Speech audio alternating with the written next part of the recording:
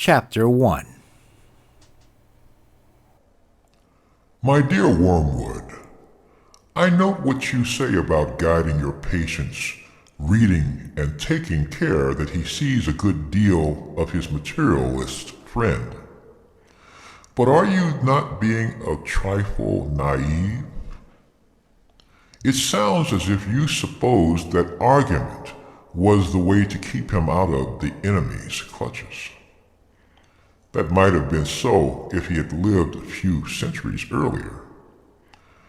At that time, the humans still knew pretty well when a thing was proved and when it was not. And if it was proved, they really believed it. They still connected thinking with doing and were prepared to alter their way of life as a result of a chain of reasoning. But what with the weekly press and other weapons, we have largely altered that. Your man has been accustomed, ever since he was a boy, to have a dozen incompatible philosophies dancing about together inside his head.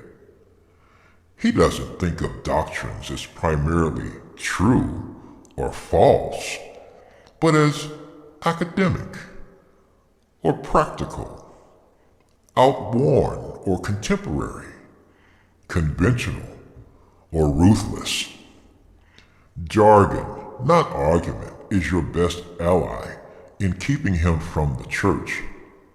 Don't waste time trying to make him think that materialism is true. Make him think it is strong, or stark, or courageous, that it is the philosophy of the future. That's the sort of thing he cares about. The trouble about argument is that it moves the whole struggle onto the enemy's own ground.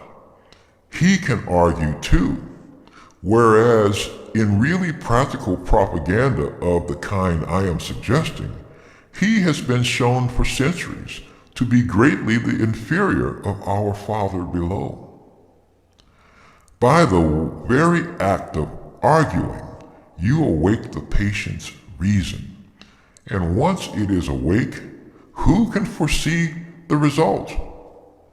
Even if a particular train of thought can be twisted so as to end in our favor, you will find that you have been strengthening in your patient the fatal habit of attending to universal issues and withdrawing his attention from the stream of immediate sense experiences. Your business is to fix his attention on the stream. Teach him to call it real life.